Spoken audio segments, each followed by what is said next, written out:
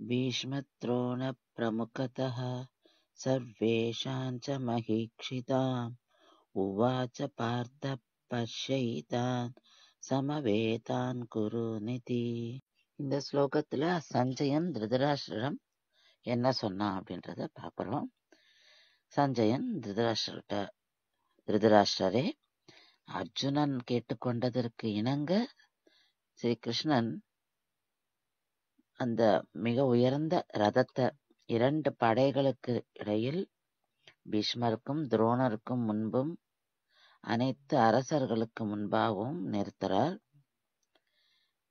முதலாக தன்னுடைய திருவாயை மலர்ந்து பேசுற பார்த்தனே, அதாவது அர்ஜுனனே, யுத்தத்திற்காக ஒருங்கே கூடியிருக்கும் இந்த கௌரவர்களை பார் என்று கூறினார் என்று சஞ்சயன் திருதராஷ்டிரனிடம் சொல்றார்.